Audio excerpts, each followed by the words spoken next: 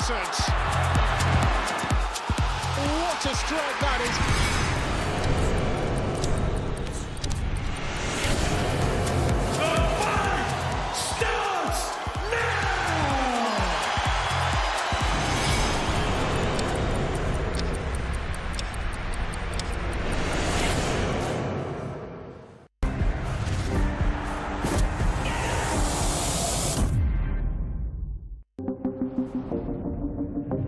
The following programme is recommended for those 16 and over, as it contains sporting violence, possible bad language, and flashing imagery.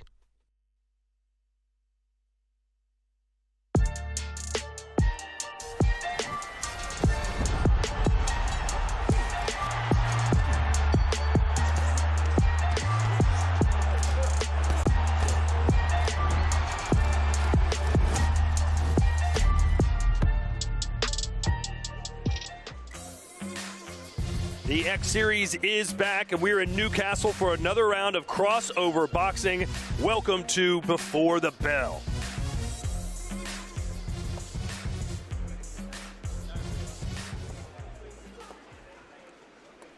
The main card is starting tonight at 7 p.m. local time, 2 hours from now, but we got some free fun for you. We're going to have 3 prelim fights for you, and joining me for commentary, of course, is Roundhouse and the man behind Misfits Boxing himself. He can't even wait till we're on camera to be dealing with business. It is, of course, Mams Taylor. Mams, your thoughts on tonight's card, and why did you choose Newcastle?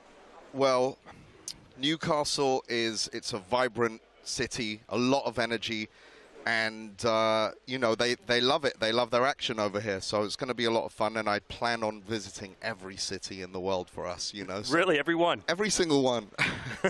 Hey, Roundhouse, you've been here for a couple of days, came over from Canada. Did you know this guy drives tanks in the Canadian Army? Did you know this, Mams? Only every once in a while. True story. You were hunting bears as well recently. Yeah, well, unfortunately when you're hunting bears, they're probably going to get the best of you. So I was staying away from him. I was doing the complete opposite. Yeah, we'll take a gun next time. All right, when you're looking at tonight's card, Roundhouse, which fight jumps off the page at you? Honestly, I love a good dark horse fight. Of course, we got the main event, which is going to be fantastic. But seeing Master Uwe versus Arms kind of coming out of nowhere, that's a dark horse. That's one of the fights where, you know, it's like putting 2 minivans in the ring and seeing which one wins. So I'm super excited for that one. I think it's a dark horse. But the main event and also FaZe Temper coming back, these are the fights that are really, really awesome for me to see. What about you, Mams? You're technically the matchmaker as well, are you not? You pull the handles. Oh. I do. It's a thankless job, but yeah.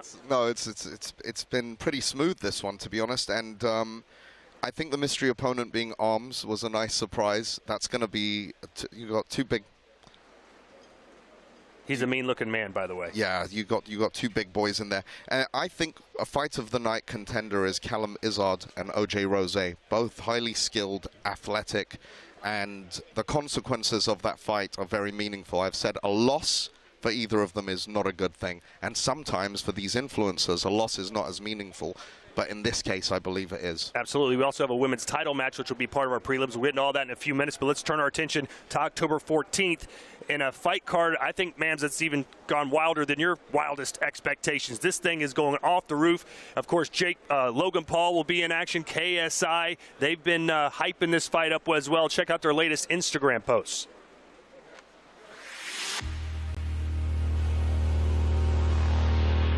He's got long ass arms, bro. His arms are so long. That's bro, I've been tweeting about it. Just constantly talking about his long arms. Yeah, and they definitely added an extra little bit of shadow to try and get his abs to pop out a bit more. What is this? What is this thirst trap that I'm seeing? This is disgraceful. What is this? This is embarrassing. Training camp going well with a key. Get out. What? This is the most disgusting thing I've ever seen. Oh my God. This guy's a father. God damn it, man. Delete this post instantly, please. KSI versus Tommy Fury. KSI versus Tommy Fury. Notice I'm the A side, and I will always be the A side. I'm the G, bro. I can't wait. This fight is going to be electric, man. Electric. Give the people what they want. Picture of him on Impulsive as a guest. Dylan wants my attention so badly. He wants to be me so badly. He's photoshopping pictures of my fiance with him because he reeks of jealousy. I even regret putting him in this position to fight me because he's getting so much attention and he doesn't deserve any of it because he's a piece of shit. Logan Paul has declined doing an episode of Impulsive together in fear of a fight. I offered to do the episode with full security in the middle to ensure his safety, but he declined again. Yo, this guy's on some shit. The sad part is that people believe this. I would never allow him on Impulsive. He doesn't even have my number. Logan Paul pulled out against me when we were completely signed the first time. Let's not forget that. Dylan is the king of ducking. He's the king of pulling out. And to be honest, I wish his dad would have done the same. He's just gonna let me violate this guy, bro. At least get him in here so he can defend himself. The war of words continues, and the big question, you know better than anybody. Logan seems to think that Dylan Dennis is not going to show up October 14th. What do you think? I think he's got too much to lose not to show up. This time, if he doesn't, then I don't think anyone will take him on to fight again. He'll have to go fight on Kingpin. Is that still in existence? I don't know. Okay. I don't know. But to be honest with you, I think I think he turns up. I've spoken to his management. He's training hard. He's got a full camp. He's got a team. And right now, he's the anti-hero. He's the most popular version of himself that he's ever been.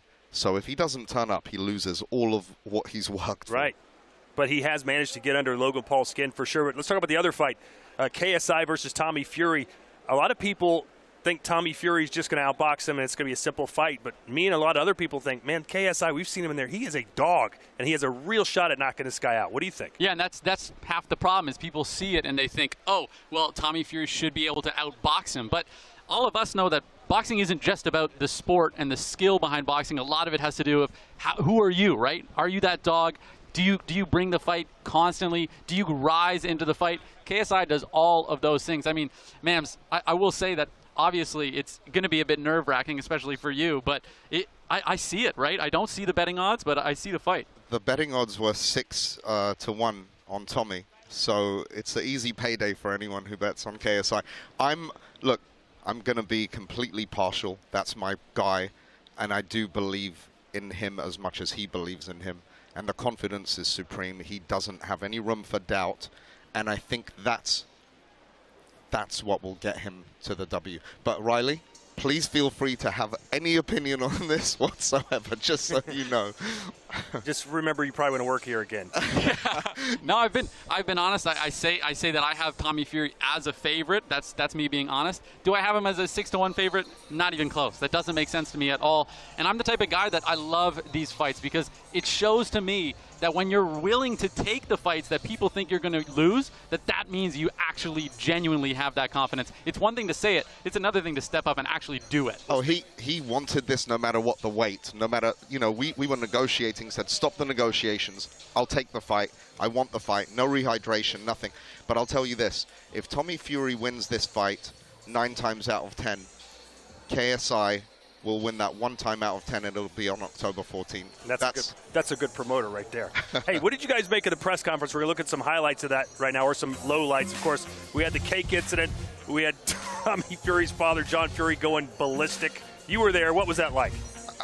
I mean, I actually wasn't there. I had COVID, but it was absolute carnage watching it from the television at home. I was just in shock. I couldn't believe it. We've got to get this man on a Misfits boxing match as well. Yeah, it's one thing to be throwing things around, but you can see that the fight is already there. We're talking about Dylan Dennis maybe not showing up, but when he's doing that, I think he is. All right, so we've got KSI in action in 3 weeks from tonight, right? 3 weeks?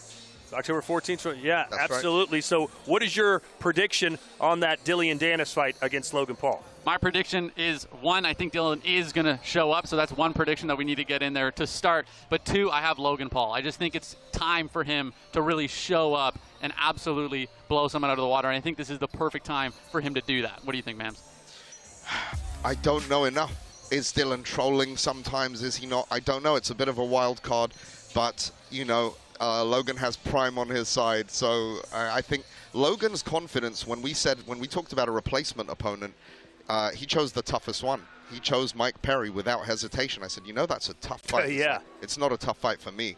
And I'm like, what does this guy know that I don't, Well, he's a phenomenal specimen. We saw what he did in WWE. We saw what he's done in a boxing ring. But can he rekindle that boxing magic? We haven't seen him in the ring in a couple of years. So look forward to that October 14th, just down the road in Manchester. As for tonight, let's look at the fight card for you. We've got a total of 9 bouts, including 3 right here on our prelims. We get started with Carla Jade taking on Tash Weekender. Then there's a lightweight dust-up between Puli Arif and Small Spartan J. And before the prelims conclude, we've got a title tussle. AJ Bunker faces Little Belzy for the Misfits Super Bantamweight title. We start, though, with that clash between Carla Jade and Tash Weekender. Let's go into the ring, and your MC, it's Huss. Ladies and gentlemen, welcome to the Virtue Motors Arena, Newcastle, England, United Kingdom, for a night of boxing entertainment. X-Series 009, brought to you by Misfits Boxing and DAZN, and their proud sponsors, Prime Hydration, Stake.com, and Kick. Tonight's action is sanctioned by the Professional Boxing Association. Supervisor in charge, Mickey Van. And now, ladies and gentlemen, time for our first bout of the evening. Scheduled 3 2-minute rounds in the women's featherweight division. And now, making her way to the ring, Tash Weekender. Tash Weekender, 24 years old, fighting out of the UK. She gained fame, Riley, by being on the UK reality TV show Ibiza Weekender. And I think you were also on that show, weren't you, Mams? I can't remember. So I don't think this is, I think this is her second fight, I believe. So she's been in here before. She's game. She shows up to fight. So it's a really exciting matchup here against someone who hasn't fought before yet in Carla Jade. That's right. And Carla Jade, she's got an unbelievable confidence for someone who hasn't fought. On the phone, when we made this fight, I said, look, Tash has fought once before, and she said, I don't care, I'm taking this fight. I said, you sure you don't want someone with same experience level as you? She said, no, I want her. So yeah, that's awesome to see. Sometimes when they have that game ambition to get in there, and they want someone that has a bit more experience because they think, hey, I'm already at that level. So we'll see if that's something tonight. Absolutely. And now, ladies and gentlemen, please welcome her opponent to the ring, Carla Jade. Carla Jade has been around a boxing ring for a long time, Roundhouse, but tonight's a little different. Yeah, I mean, if you walk around a ring enough, eventually you're going to want to get into it. And it's awesome to see that she was part of the sport beforehand, you know, from a different perspective. And now she said, I'm going to get in there and prove that I can do this myself. It's super exciting to see. Yeah, she's a ring card girl. In fact, she owns a company, Finesse Ring Girls. But Mams, why did you think she would be good as a Misfits fighter? Well, she's trained with some coaches that I know that have some confidence in her, and to be honest, her persistence in the DMs, the Mems Taylor famous DMs for fighters, she was extremely persistent and kept asking, can I be on 005? Can I be on 006? Here we are, 009.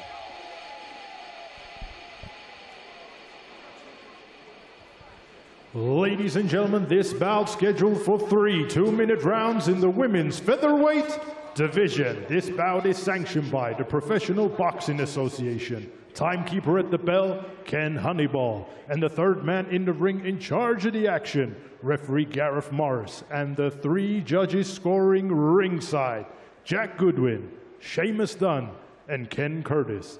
And now, ladies and gentlemen, introducing to you first, fighting out of the blue corner. She's wearing the white trunks, her official weight of 123.8 pounds. And tonight, she is making her Misfits debut, hailing from Manchester, England, United Kingdom, Tasha Kieran, a.k.a.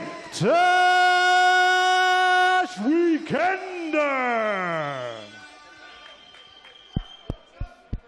And her opponent across the ring, fighting out of the red corner. She's wearing the black and gold, her official weight of 119.2 pounds. And she is also tonight making her Misfits debut, hailing from London, England, United Kingdom, Carla Jade.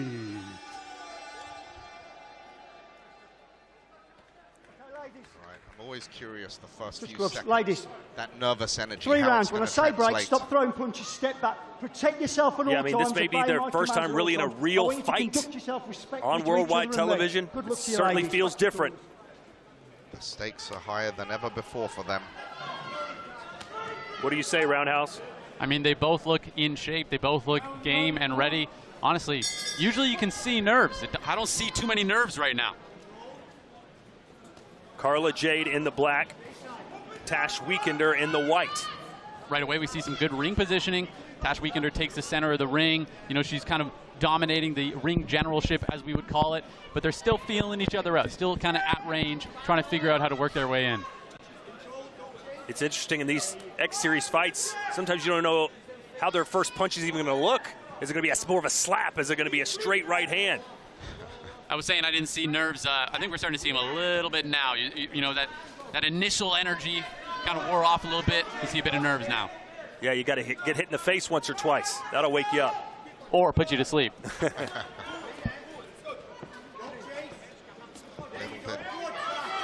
Little bit stiff here, but Mams, when you're looking at these fights, what are you looking for in your fighters for, you know, future fights and everything else to set up down the line? When you're watching the fights, what really stands out to you? you know, you always you watch for and visualize who they would match up against well in the future, the loser, the winner. You consider all the factors, really, the entertainment they bring and the action. Not seeing a lot of that right now. I think they're both quite hesitant. Oh, nice There one, you too. go. Tash opening up at least a little bit now. Looks like Carla Jade is having a bit of trouble gaining that confidence. Tash laughing at her.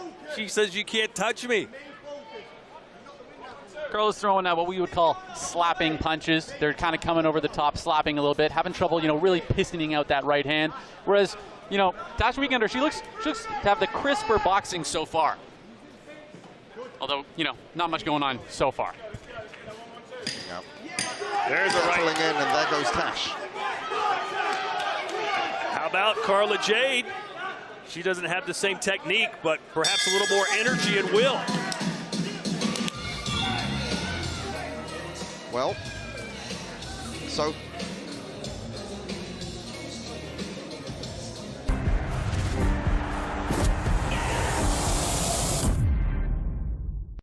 Time to make our entrance.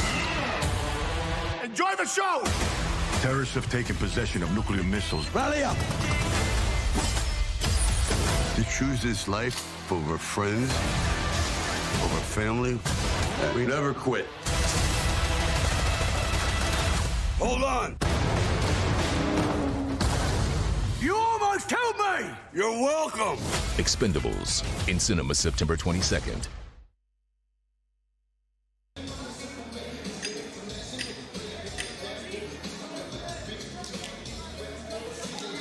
So here we go, round two.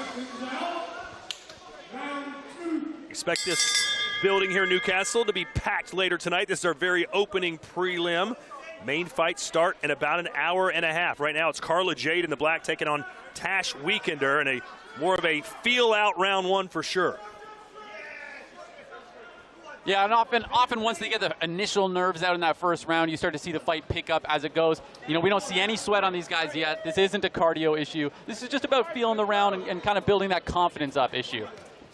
yes, the problem with that is it's 3 2-minute rounds. They've got to make the most of it, and it's, you know, this is an opportunity where they want us to want them back again. Exactly, especially when you're the opening fight.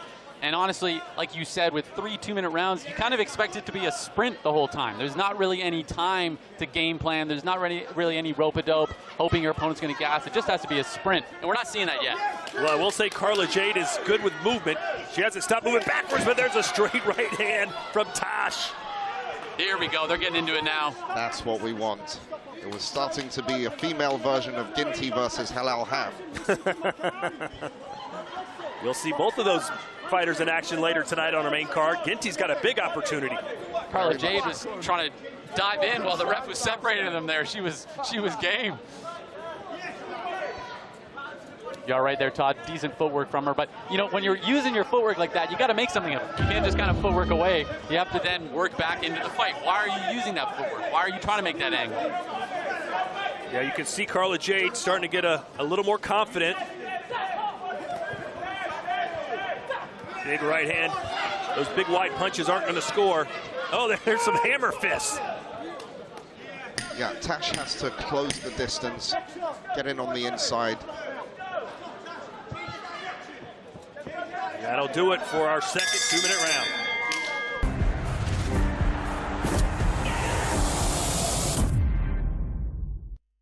Meet the all-new MG4 EV.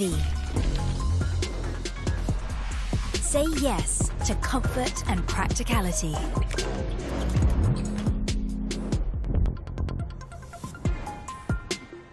Say yes to range. The all-new MG4 EV. Say no to compromise.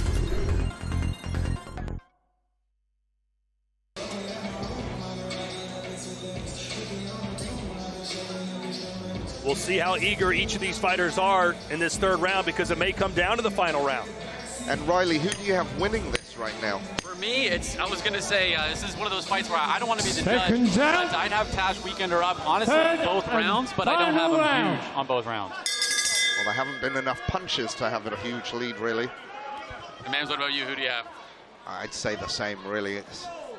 Well, Carla Jade was more active in that second round, so if there was going to be a round you might give her, it would be round 2. So you think it's one apiece, the decider? The decider. Yeah, that little jab can score. When your opponent's throwing wide punches, you know this, Roundhouse, you get that jab right to the face. It scores like that every time. Straight punches beat looping punches every single time. And it's nice to see Carla Jade kind of there getting you that go. off now. And she's got the reach advantage. Use it. I That's love all it. it took. She just had to press the gas, start throwing punches, get herself into it. She's doing that now. She looks much better. And look at this, Tash running for her life. She's like, let's fight. And this is great. I mean, if she can score a knockdown, get that 10-8, right, swing the tables back in her direction. Yep, she's definitely in the lead in this round. Yep. Tash. Carla wishes this was a 5-rounder. Yeah. And like we were saying, you know, there's certainly no guarantee that it's 2-2 up for Tash Weekender. She really didn't put a stamp on any of those rounds, so it's very important for Carla Jade to get this. But she's coming back now. Has anyone thrown a body punch in this fight? I haven't seen. Oh, there's a right there we inside. You know, Jade's just out hustling her right now. It doesn't seem like either of them have enough sting on the end of their punches to really garner that respect as of right now. But a lot of volume coming from Carla Jade for sure. The judges aren't going to like the way that Tash just keeps backing up without any real plan. That's what Carla Jade was doing, at least the first round. Yeah, with these two fighters, it seems like it's really important who has the center of the ring. Whoever has the center of the ring seems to be winning. Neither of them are good at fighting off their back foot. And look at Jade. You talk about putting a stamp on a round. I think Carla Jade did that here in round 3. Oh, she certainly did. Decisively won that round.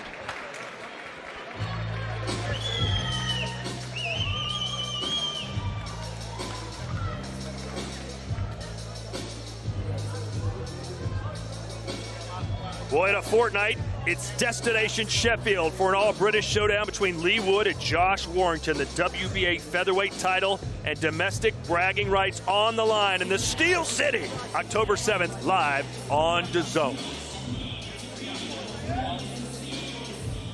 What town did you grow up in England? In London. Downtown London. Cricklewood, London. The Cricklewood Cowboy. Wow. And now you're a Tennessee Cowboy. That's, well, I'm on my way to being a cowboy. You're not a cowboy until a cowboy gives you a cowboy hat. Say hello to Jack Daniels next time you're in Tennessee for me. I did it last time. He knew you well. Oh, he does. I put all his grandchildren through school, I guarantee you. All right, so it's in the judges' hands right now. Well, I think Tash in that last round was reminiscent of Swarm's 2022. You know, she just wasn't aggressive enough at all throughout the fight. There were little spurts in round 1 and 2. I think Carla may have stolen this. I don't know. Yeah, and sometimes it's hard because we kind of judge the fights how they end. But honestly, if Carla Jade had just started a little bit earlier, there wouldn't have been a question. She had it. She absolutely had the skills and the ability to win this fight. And I think that if the decision doesn't go her way, which honestly I hope it does, I think she'll be kicking herself because she 100% had the skills and the ability to win this fight. That's right. Sorry, I was just saying I would have loved 4 rounds. Yeah, if Tash won round 1 and 2 just with a couple of extra punches, it's Carla's going to be kicking herself for that. You're absolutely right. Well, the decision is in. Let's go into the ring and Huss.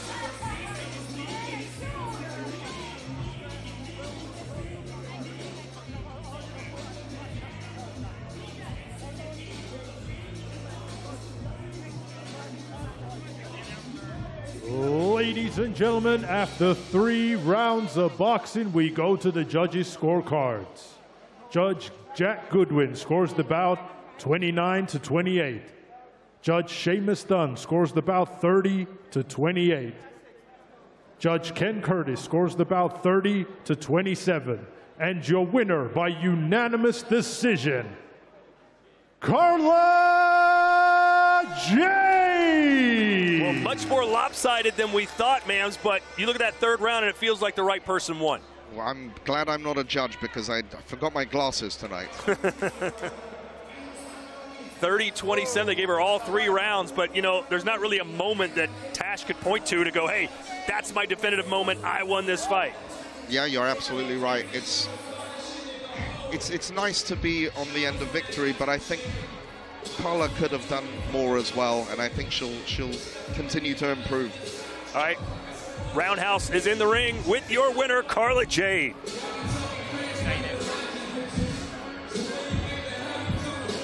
So after that fantastic fight, really close first 2 rounds, but once you started getting in there in the 3rd, it really didn't seem close. How did you feel getting into that 3rd round when you really started getting the gas in there? Yeah, it's always a way, same in sparring. I always need a little round to warm up, but as soon as I get that fire in my belly, that's it. I need a 5 rounder maybe. Well, with a great win like that, is there someone that you have that you're thinking about fighting next? Someone think about fighting next. Well, I'm interested to watch the AJ and Little Belsy bout tonight. Obviously, they got the belt. I know little Astrid Wet Wipe had it before. She's in my DMs irritating the shit out of me, so I'm glad they stripped that off of her. But we'll see what goes on with AJ and Little Belsy tonight. I think it's going to be an interesting fight. I think AJ's been working hard. She's quite a relentless little fighter. But Belsy's got a lot of skill, so yeah, no, I'm excited. Whoever wants it, really. I'm just happy to be here, so whoever wants it. And so I'm saying that you're saying you're happy to be here. Is boxing something you want to keep doing? You want to fight again maybe as soon as possible? Oh, yeah. I love it. Put me on October 14th, I'll be there. I'm ready every day. I love it, so whatever.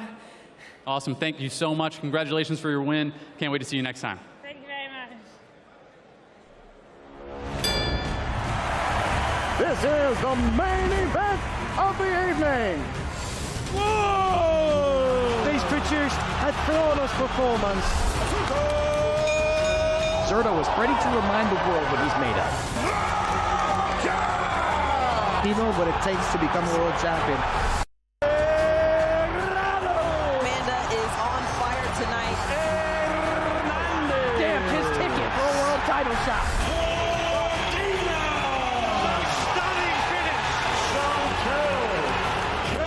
What a performance by Chantel Cameron. Big heavy hands again from Bam. Bam Rodriguez, where are you? And still the undisputed champion of the world.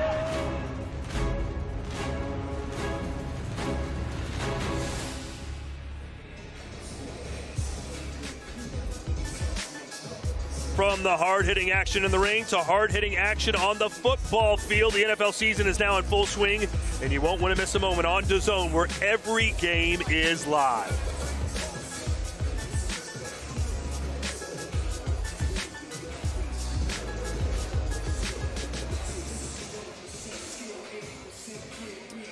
We welcome you back ringside. He is Roundhouse, Mams Taylor, the man behind Misfits. I'm Todd Grisham. Let's talk about our next fight. Puli Arif is back, and he's taking on Small Spartan J, who I like to call a mini Mams. He looks like a little miniature version of you. I think it's the only fighter I have some height on. So, listen, Small Spartan J, former calisthenics world champion, natural athlete. He's had one fight, one win. Puli Arif, bit more experience, coming in as a slight favorite, held his own mostly against Dean the Great, and I think it's going to be a great fight, a real banger here. Yeah, this is one of those fights where a lot of people are not seeing this. Small Spartan J, he's fought before. Now, I found it online, but it was kind of hard to find, so I think that he's coming in as a little bit of a dark horse here. Like you said, Puli Arif fought against Dean the Great, held his own pretty well, but I think that Spartan J might be a little bit of a dark horse here because he's so athletic and he has that background. All right, let's find out as we go into the ring. Here's Huss. Ladies and gentlemen, now it's time for our next bout of the evening, scheduled for 3-minute rounds in the lightweight division. And now, making his way to the ring, Small Spartan J. Two-time calisthenics world champion. Basically, he's one of the most fit people on the planet, and he's come to Misfits. Roundhouse, you saw one of his fights before. What kind of skills does he have? Honestly, the skills that you see a lot from this guy is good defensive footwork, right? We're talking about how much of an explosive athlete he is. That's the thing that he really brought in. You know, good head movement, great on his feet. I didn't see great punching from him, so I'm curious to see, is that the skill he's developed? Because he already had the footwork, he already had the head movement down, but does he have that punching down now? And he's got core strength, obviously, like no one else. I mean, he told me earlier he's got this one punch that he's going to be calling the Napoleon's Complex. Oh, that's a WWE sounding move. I love it. Yes. Napoleon's Complex. It's a right overhand. And now, ladies and gentlemen, please welcome his opponent to the ring, Puli the Gold Arif.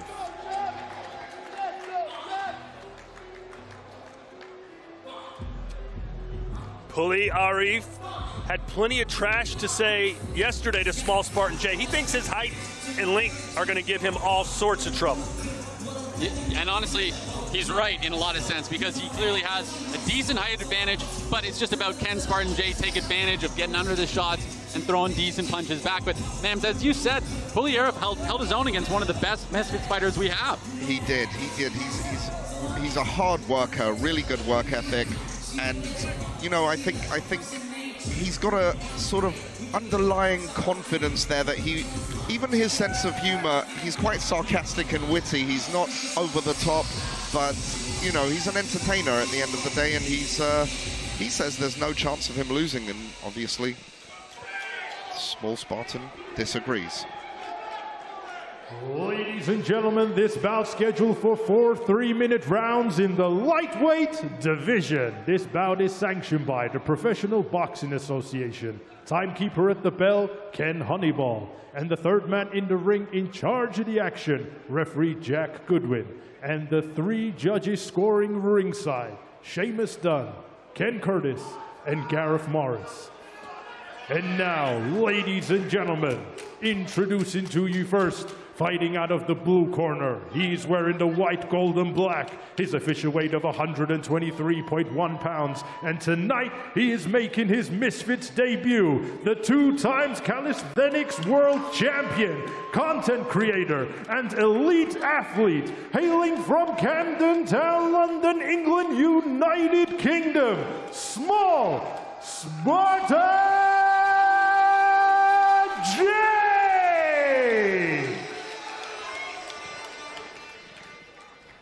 And his opponent across the ring, fighting out of the red corner. He's wearing the orange and white. His official weight of 128.7 pounds. He has a record of 3 fights, 1 loss, and 2 wins.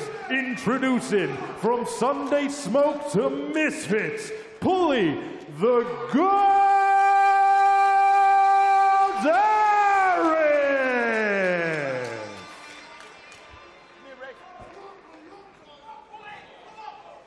guys, remember the instructions I give you in the change rooms. Keep your heads up, keep your shots above the waist, and don't hold. Do you understand? And obey my instructions at all time. Shake both hands. Back to your corners, wait for the bell. We're going to see what kind of head movement small Spartan J has right away, because you know Pulley Arif's going to put that jab right in his face. Or at least he should, Mams. Yes, he should. He's got to try and keep his distance. Small Spartan J, his hero, Mike Tyson.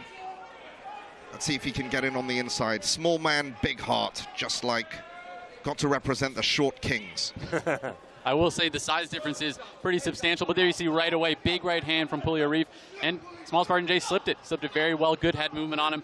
And yeah, I mean, Pulley Arif's wearing his pants pretty high, so I think that the key here is for small Spartan J is going to be landing bombs right along that waistline, really put water in the basement early in this fight. But again, only 4 rounds here, not too much time. Oh, quite explosive. Yeah, you could tell, looking like Chocolatito in there. 5 inches taller, 4 inches longer is Pulley Arif over small Spartan J. And there we go. I don't know if that was necessarily a super low shot. It looked like it. Yeah, you know, waistbands are all the rage after the Usyk fight a couple weeks ago. Exactly. You got to kind of wonder, is he saying that super early to make sure the referee is looking for those shots? Because he has to know the game plan is going to be to rip body shots. It does look like he pulled it a little high. Jay should pull his pants down a little bit. Why don't you go help him? And this, look at Jay coming in tight. And that's the Napoleon's complex I was talking about. Great body shots right there early and amazing forward pressure. Something I want to see from him a little bit now is to start cutting off that ring, right? Because it's good to have forward pressure, but you can't just be chasing around the ring. You got to cut him off. Still waiting for Arif to use that left jab as a measuring stick to keep him at bay. He's not extending it and allowing Jay to get on the inside right there. Bang away. He's got to make sure not to gas out. Jay is thrown with 100% every single one of these punches. You talking about the 2-time world calisthenics guy? You know what? I take it back. Gas it out. Catches a short right hook on the way in, though. Not enough to make him hesitate, it seems. Yeah, Arif he's starting to find his range a little bit there, man. He's definitely starting to see it, and he's kind of catching him on the way in. We'll see if he can get that respect, though, right? He's got to get that shot that's going to hurt him. Jay likes to bulldoze forward, get on the inside. Oh, big right hand. Oh, they both connect on the inside. Good round 1.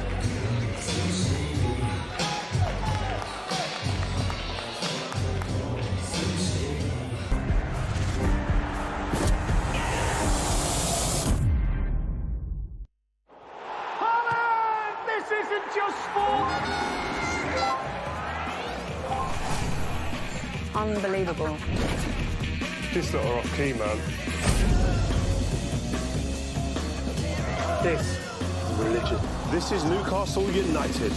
Newcastle. Way I, man. But it's pronounced Newcastle.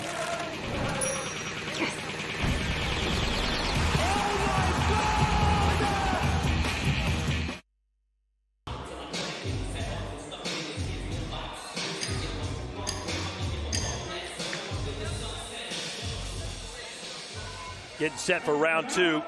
Pulley Arif rushing off the stool. See if he has more urgency here. Todd, building up what you were saying earlier there, Jay said absolutely no to water. So I think you're right about the cardio. Wow. I got to say, this is good matchmaking so far, Mams. Though this is a game back and forth fight. Both these guys really want it. Spartan throwing those bombs, though. Yeah, Pulley's trying to throw his shots as well, but he's being smothered a little bit. He's not able to extend those arms on the inside. That's right. And if couldn't hear what he said there. He said, I love them. I think in reference to the body shots. Something that I'd love to see from Jay here, though, is, just because you're the smaller fighter doesn't mean that straight punches aren't still a very, very important thing for you to use, right? And I'd like to see some more jabs from him, right? Some more straight punches. You don't have to just hook. Jay got caught on the inside. Something that's happening here, guys, too, is when Jay comes in, kind of lifts the chin up and opens up to throw those big bombs. And that's where Pulley's starting to land these nice, clean counters in the middle on the way in. There's that jab. Want to extend it, make it pop. Right now. This is one of those fights where body language can have a very, very big impact on the judging, right? Because even though I think that Pulley is landing a lot of really, really good shots that you might not be seeing, whoa, the constant pressure is going to really sway the judges. Yes, exactly. And he has modeled himself on Nassim Hamed as well. So that fancy style, we want to see more of that. I think Spartan J really is going for the knockout, though. I've got to give him that. And Pulley, if you were in his corner, what would you tell him for the next round, Riley? I would tell him to try to take the center of the ring, because in fights like this, when a guy like Jay, you know, he fights well going forward, but figure out, does he fight well going backwards? A lot of these guys, they train constantly one way. They come forward 24/7. So if you can change the tide, sometimes they just can't move backwards. Nice spell here for Pulley Arif. Speaking of Nassim Hamed, that was what he was famous for, is being able to fight off his back foot.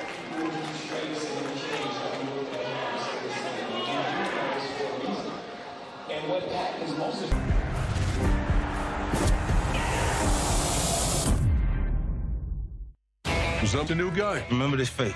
Don't shoot it by accident. Terrorists have taken possession of nuclear missiles. If these babies go off, it'll be World War III. Good to be back. Let's move. Don't mind if I do. Bring it. Is that the biggest one you've got? Oh, it's way bigger than that. Expendables in cinemas September 22nd.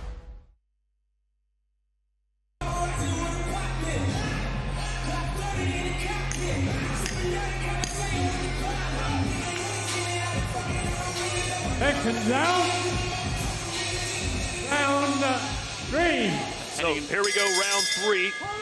As small Spartan J continues to try and get inside so he can work on the body of Pulley Arif, or maybe land one of those overhand rights. Name's heading into the third round. Who you got so far on the cards?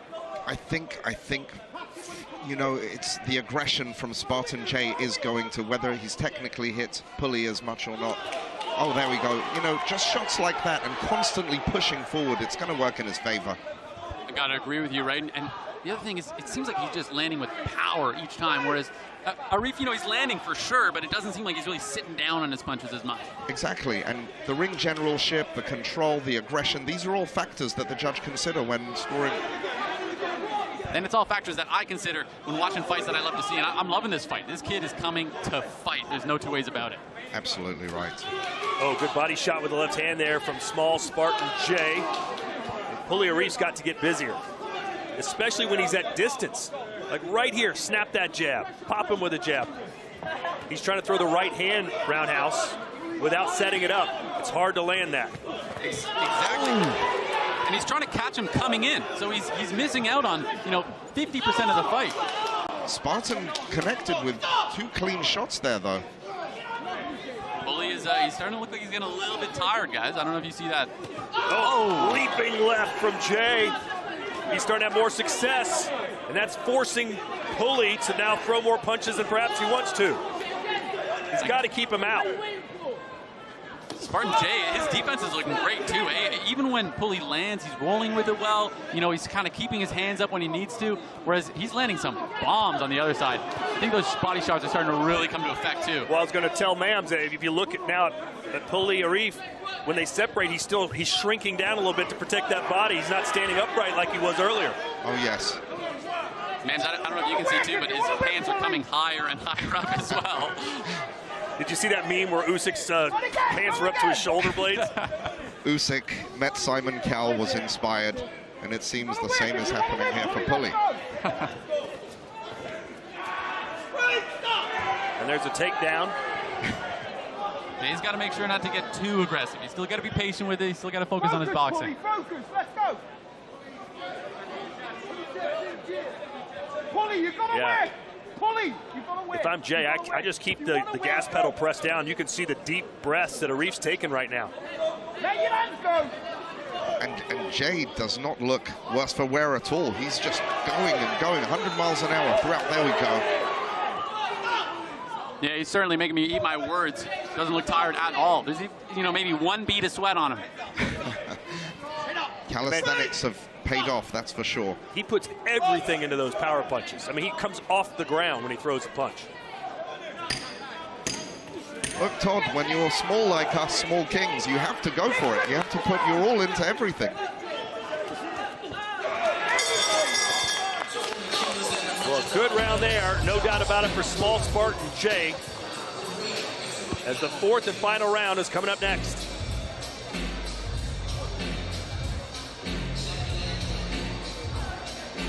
The return of Conor Benn happens tonight in Orlando, Florida. Conor Benn is back, ladies and gentlemen.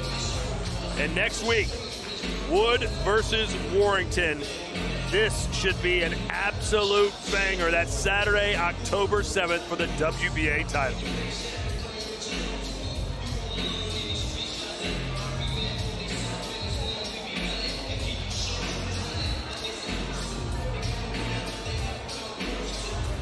If you were in Pulley's corner right now, what would you be giving him any urgency here? Absolutely. I mean, as we were talking about before, he might be able to give the second round to Pulley or Reef, but for sure, Small Spartan Jay has 1 and 3, and I think he also has 2. So I'm saying you got to get the knockout. Yeah, he's got to go for the knockout. All right. He hasn't come close to a knockout. Yeah, he's really not sitting down on his punches. He's not, you know, he's landed some good punches, some good interrupting punches as Jay moves forward, but Jay doesn't seem to be bothered at all. There's nothing behind these jabs. He's just touching him with the jab. You got to really stick it to him. Make him think twice about trying to get inside. Right now, there's nothing dissuading Jay from jumping in there. Jay's, you know, oh, there's a shot on the break.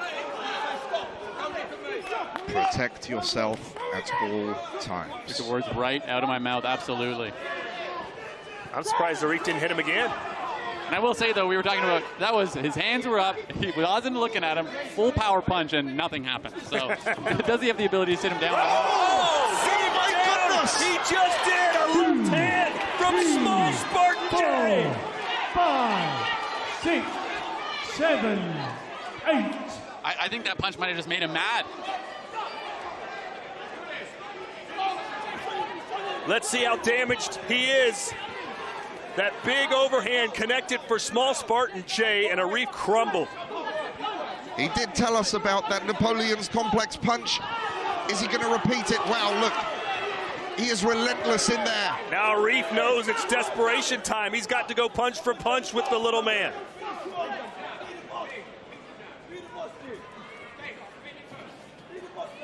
Five inches taller, a 4-inch reach advantage, but it's Jay. Uppercut. Jay is taking over this fight. Like you said, Mams, he might be a bit smaller, but his heart is taking up half the ring right now. He is absolutely in here.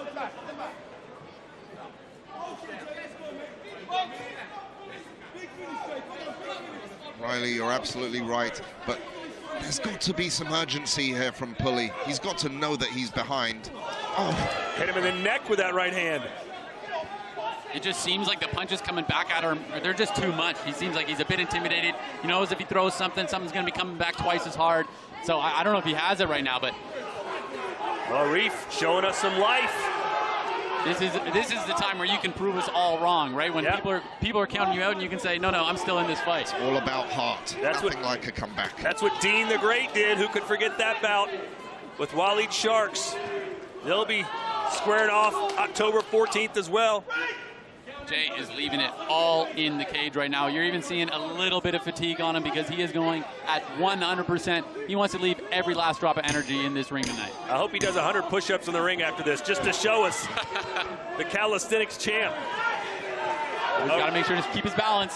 Hey, give a Reef some credit, though. He refused to quit. Absolutely, he did. Great fight from both of these guys. Excellent showing. Very happy with that. The Small Spartan Jay showed that he has all the heart in the world, all the determination. We got to see him back. Oh, yes. Sure. Yeah. He will be back for sure. As will Pulley. Can you find him an opponent shorter than he is? That's your mission. We need a smaller opponent for Small Spartan Jay. The Shorts Kings, such as myself, we're all celebrating this win. There we go, the calisthenics. Well, more big fights coming your way in October, including Jack Catterall facing Jorge Linares in a super lightweight showdown in Liverpool. That's October 21st, live on DAZN. he pulled off that backflip. Dean the Great didn't. Right? And now he's dancing.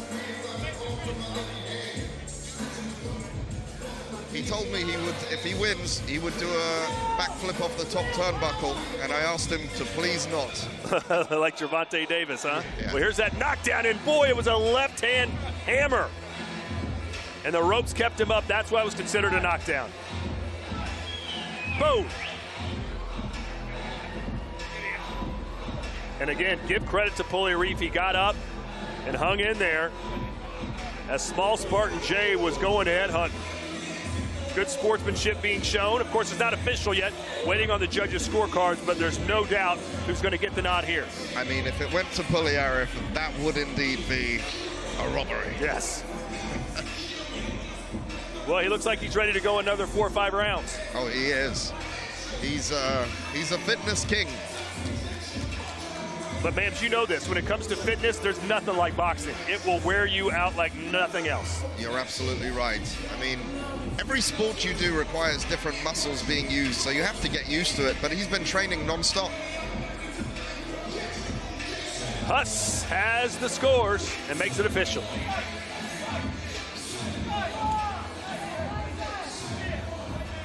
Ladies and gentlemen, after 4 rounds of boxing, we go to the judges' scorecards. Judge Seamus Dunn scores the bout 39-38 to Arif. Judge Ken Curtis scores the bout 40-36 to Jay. Judge Gareth Morris scores the bout 38-37. And your winner by split decision, Small Spartan! That was no split decision, Todd. Wow. I don't understand. We almost had the worst decision in Misfits history. I think I would have fainted. Yeah. Wow. Well, hey, everyone sees the fight a little differently. I can see you giving 1, maybe 2 rounds to Pulley, but Jay certainly won the 3rd handily and then got a 10-8 round in the 4th. I told you, Todd. Oh, there's that There we backflip. go. Does it successfully. And there's the push-ups. Push-ups. Yes, sir. This man. Oh, man. The short king. Bring him back. We will definitely see him again very soon. It's almost like your version of the Contender Series, right? You see these guys perform in front of you, you go, I want to bring that guy back. And that's what the X Series non-pay-per-views are all about. The birth of new stars. Can't wait to see Small Spartan J, SMJ, back again.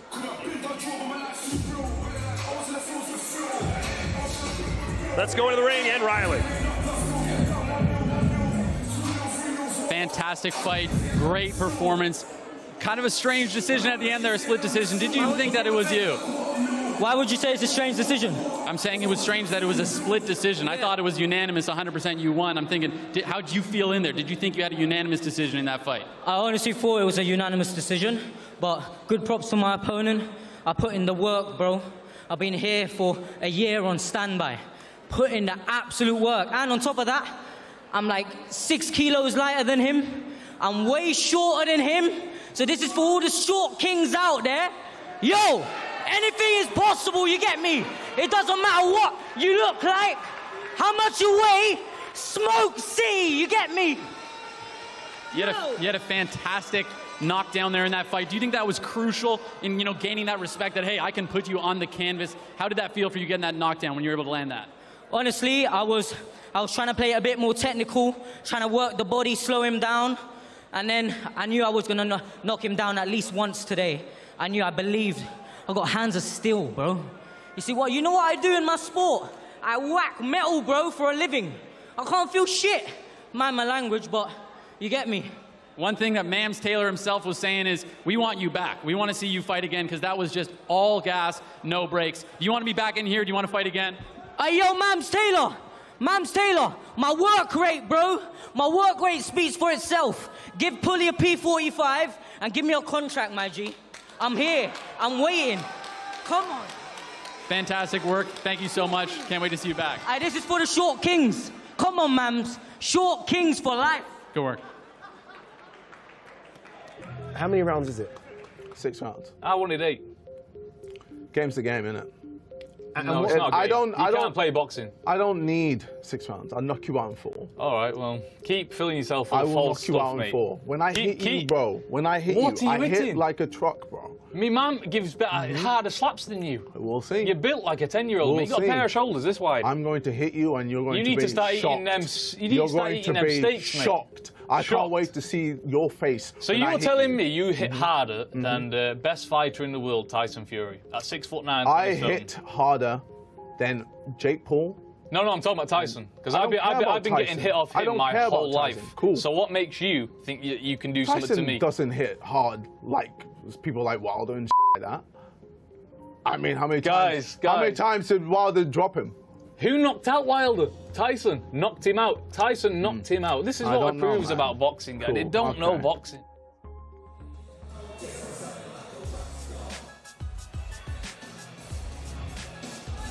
Our Face-Off series is available to watch now across the platform and on YouTube. We've also had KSI and Anthony Joshua get together to talk all things boxing, so check that one out too.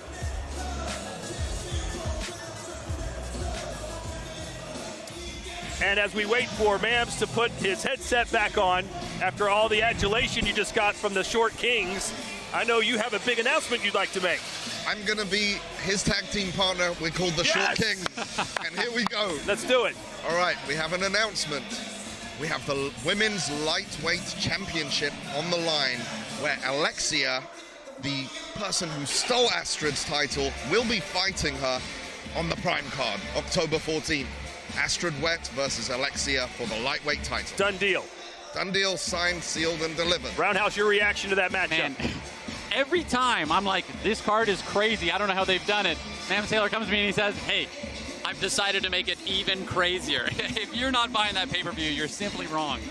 You're absolutely right. And you know what? Astrid brings a crowd which adore her and brings a crowd that absolutely despise her. And that's the perfect champion you want, because a lot of people will be tuning in to watch the possibility of her getting knocked out.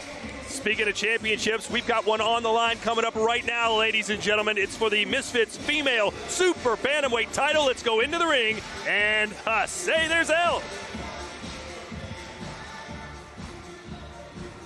Ladies and gentlemen, now it's time for our next bout of the evening, scheduled for 2-minute rounds for the vacant Women's Middleweight Championship.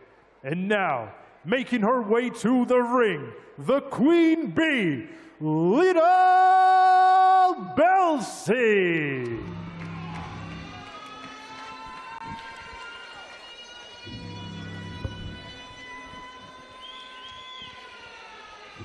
Oh, the Queen Bee.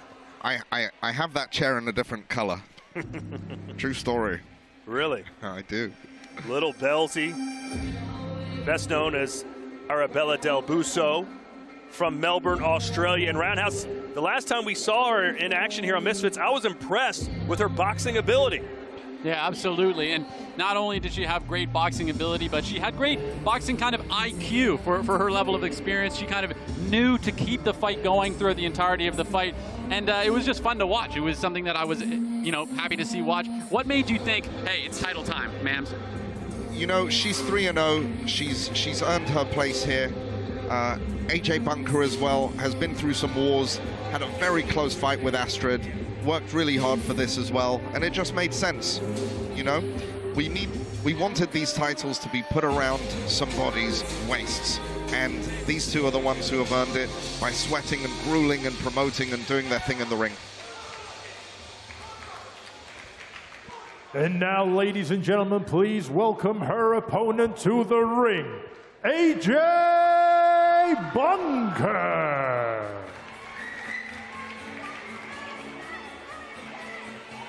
AJ Bunker, originally a hair technician before she gained fame after appearing on season 7 of Love Island in the United Kingdom. But ma'am, she's taking this boxing very seriously. She thinks she can be a champion in Misfits. Absolutely. I mean, I spoke to her about her confidence level, spoke to her coach. They leave no doubt in their minds at all. And that's the attitude you've got to have to become a champion, in my mind. Filipino fire. the Filipino Fire. And it's worth noting that her coach is also another fellow Filipinos coach, and that's Sol Papi's coach. Yeah, with her fights, you know, she was really swinging for the bleachers in her fights. She had that game, that passion, that aggression. And so it's going to be kind of maybe a bit of skill versus aggression in this one. Ladies and gentlemen, this bout scheduled for 4 2-minute rounds for the vacant Women's Middleweight Championship. This bout is sanctioned by the Professional Boxing Association. Timekeeper at the bell, Ken Honeyball. And the third man in the ring in charge of the action, referee Seamus Dunn. And the 3 judges scoring ringside, Jack Goodwin, Ken Curtis, and Gareth Morris. And now, ladies and gentlemen, introducing to you first, fighting out of the blue corner, she's wearing the leopard print. Her official weight of 121.7 pounds. She is currently undefeated with 2 wins. Hailing from Melbourne, Australia, the Queen Bee, Little Belsi. She's come a long way to claim her crown and legitimize and her it. Opponent across the ring, fighting out of the red corner. She's wearing the black and gold. Her official weight of 119.9 pounds. She has a record of 3 fights, 2 losses, and 1 win. Introducing to you the Love Islander turned fighter, hailing from Hertfordshire, England, United Kingdom, the Filipino Fire, AJ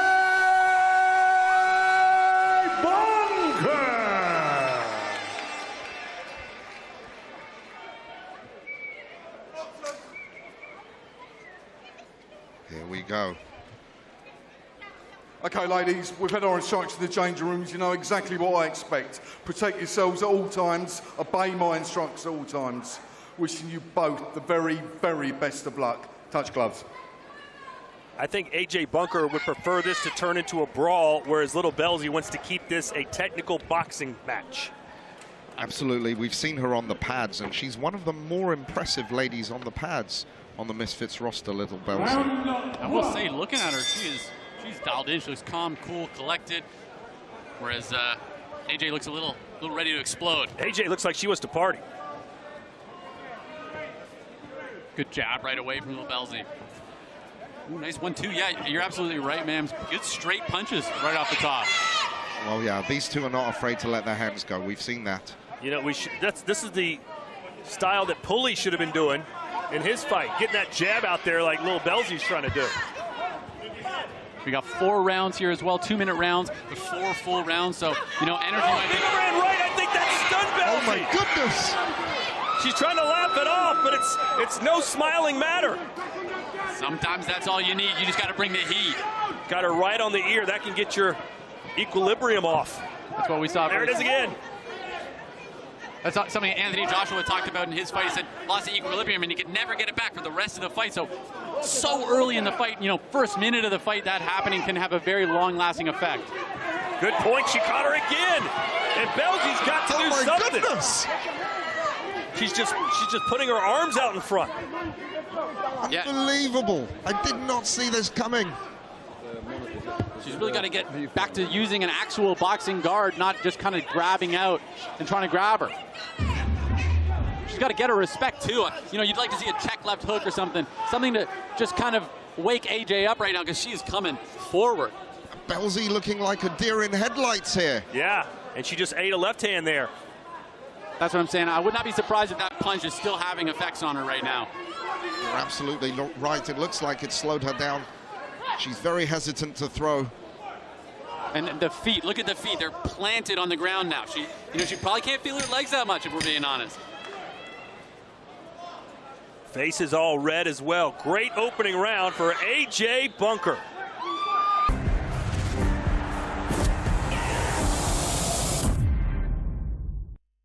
Meet the all-new MG4 EV.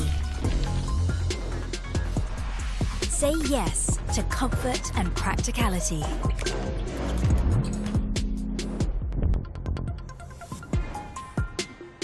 Say yes to range.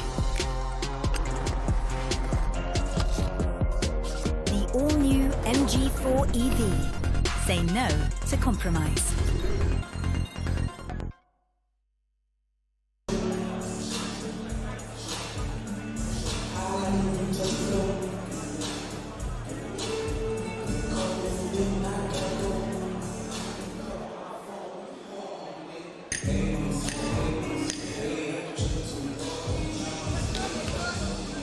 All right, so here we go. Round 2.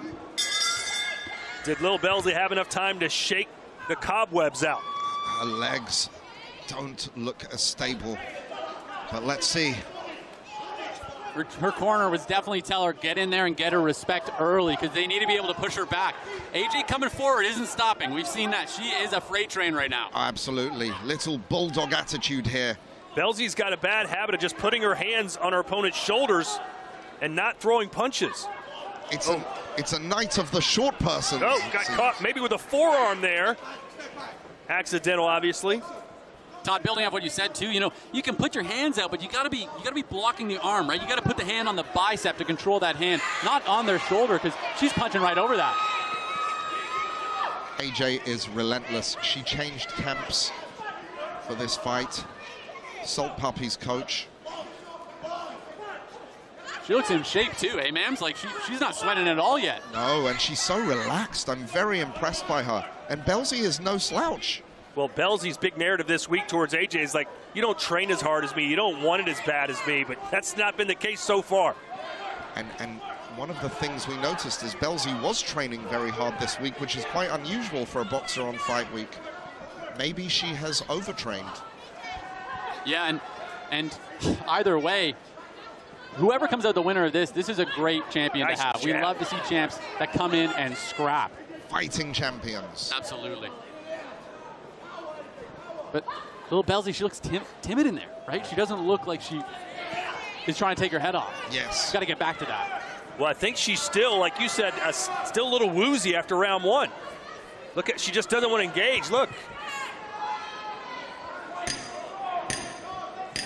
In tight is where there's no contest. AJ Bunker knows how to make this dirty, and it seems like little Belzy doesn't.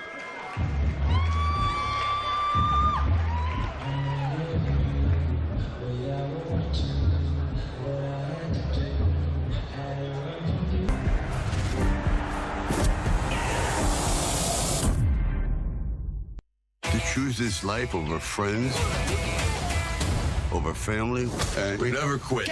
Terrorists have taken nuclear bombs. Let's prevent World War III. I got you. That's what I'm talking about. Let's fly, baby! Time to get loud. You're welcome. Don't mention it. They say romance is dead. Expendables in cinemas September 22nd.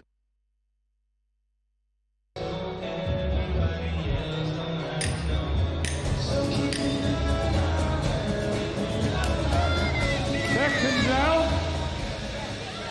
Round 3. Well, Roundhouse, what would your advice be to little Belzy right now? Well, it seems to me that she's only good with clean, crisp boxing. And what you need for clean, crisp boxing is space. And the only way to get space against someone who just won't stop coming forward is to push them and put them on the back foot. So you got to land something with some pop and get a bit of respect. That's what she has to do so she can get the center of the ring. Because, you know, it seems like Mams was saying, she's crisp. She can punch, but she can't punch when the fight is gritty, when it's dirty and in tight like this. Right here, this range is what she needs. Yes, and Coach Solomon has a game plan. That's one thing he comes with, and he studied Belzy and let AJ know exactly what the game plan should be, and so far it's working. The Filipino fire seems to be shining brighter and brighter. And you know, this is something we love to see in the sport of boxing, because it reminds you that sometimes just being really clean and crisp on the mitts isn't all it takes to be able to win a fight. Well, I will say this, Lil Belzy's doing much better this round. It still doesn't look great because she's constantly backing up and looks so timid, but in these exchanges, at least in this round, she's holding her own. You're right, Todd. She has adapted a little bit, but she's not being aggressive enough to... pushed back Oh, there. a big right hand there from Belzy, but AJ ate it. AJ looking like she's kind of standing in the fire for a little bit too long, right? She's the shorter fighter. She can't just be at range with Little Belzy. She needs to either be all the way in or all the way out. She was also trying to take her head off for the past couple rounds, so that might have put a bit of strain on the cardio system.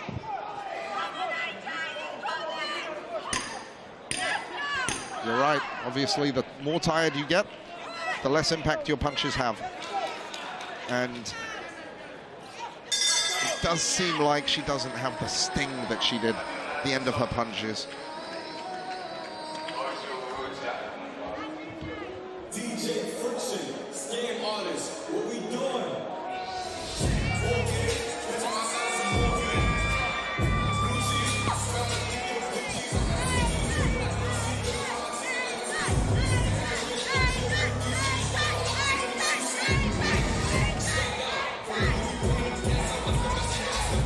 Conor Ben returns tonight against Rodolfo Orozco in Orlando, Florida. You can see it today live on DAZN.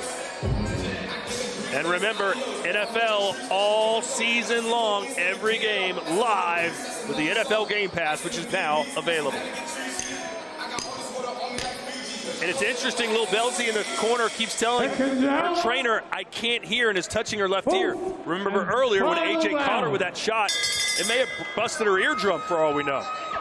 Riley called it early. I think this is a make or break right now for Little Belzy. I have it 3-0 on it for AJ Bunker. Last round, definitely a much closer round. Oh, pushing her back. She's got to go for it, and she knows it. It's the only way she wins the fight is by stoppage and knockout. Agreed. I have it 3-0. But she's still looking crisp right now. Oh, nice right hand from Little Belzy, but it doesn't slow AJ down. And she scores with a right hand.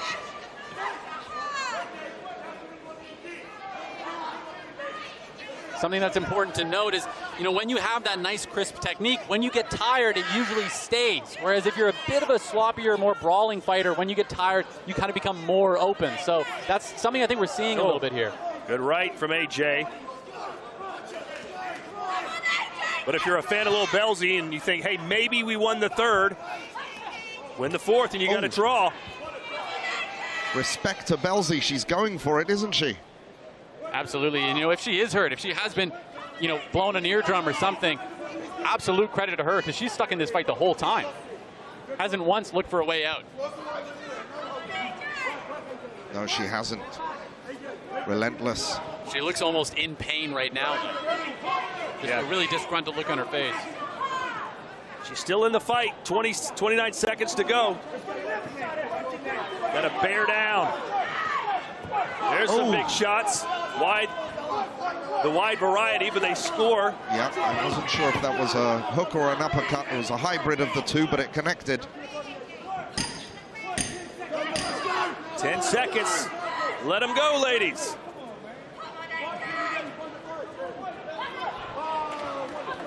Oh, and a right hand at the bell for Bunker. Did she do enough in the earlier rounds to clinch it? We shall see.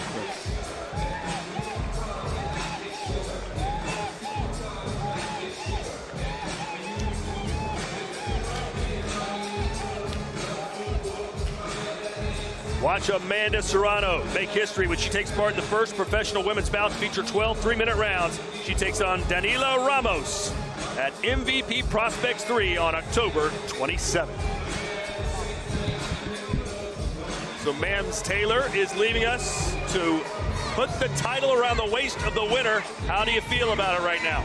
I think that, honestly, we couldn't have a better winner. Obviously, it's not official yet, but I think we're feeling AJ Bunker won that one. What do you think, Todd? I think 3-1 she won it, but 2-2 is certainly within the realm of possibility. But then again, so is 4-0. I just don't think Belzy won. She might have gotten a draw. Yeah, it's one of those things where it's any of the rounds that Little Belzy won, AJ could have won, but some of the rounds that, AJ won were 100% her round. The first two. Yeah, undoubtedly.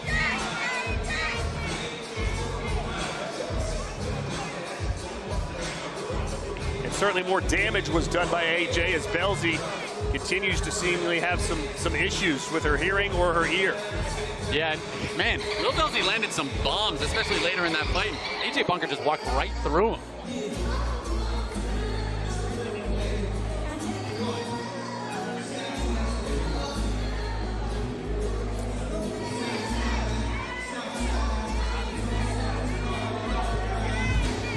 All right, Huss has the results.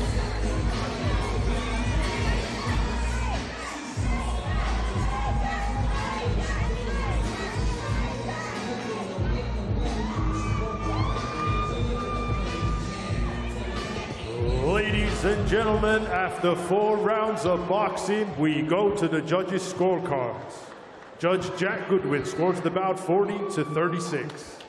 Judge Ken Curtis scores the bout 40-36. And Judge Gareth Morris scores the bout 40-37. And your winner by unanimous decision and the new women's middleweight champion, the Filipino Fire, AJ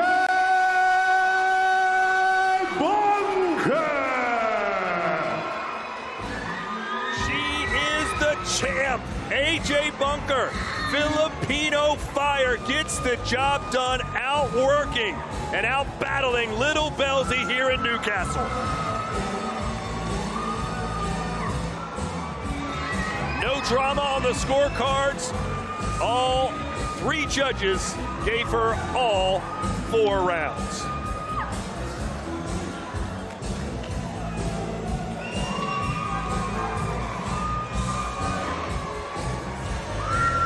Let's hear from the new champ. She's with Roundhouse.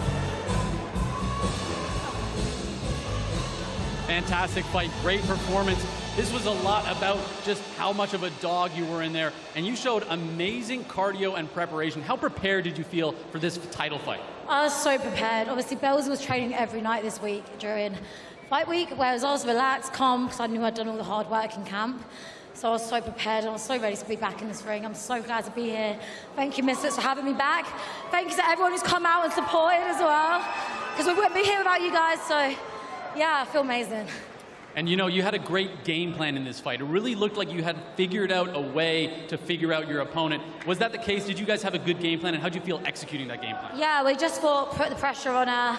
It's going to be too much for her to handle, and yeah, pick those shots. So I think we executed that. I mean, there's things to still work on, but I'm just glad I've come back even better, and I'm going to keep growing and keep learning, and it's all part of the journey. Now, there's someone here that you guys have been talking about maybe getting this going on. How do you guys feel coming up, potentially fighting next? Oh, congratulations. I hand on heart didn't think that you would win that fight, no offense. So you are now the champion at 125. I'm not, well, let's do the rematch next time. Mams Taylor said that I can have the winner, so if you don't want to defend it, you don't get an option. You're the champ. How do you feel about this? You don't get a choice. Why should you have the choice if you're a champion or you're scared? Ooh, it's El Brook.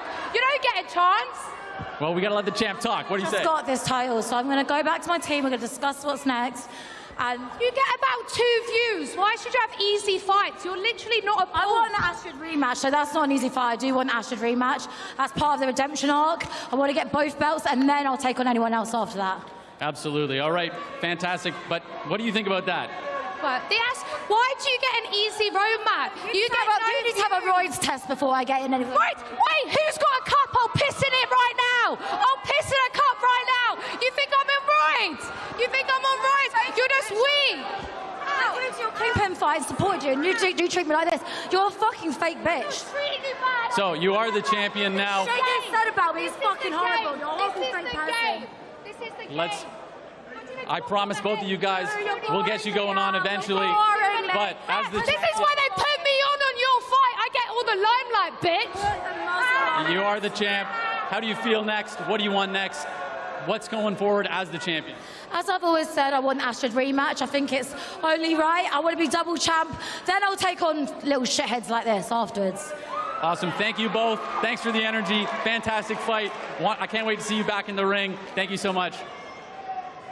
The biggest crossover boxing event in history. Live on the DAZN pay-per-view, October 14th. 4 icons of the game face their judgment day. The Nightmare KSI faces the destroyer of influencers, Tommy Fury. And global superstar Logan Paul makes his explosive return against Jiu-Jitsu world champion Dylan Dennis. History will be written.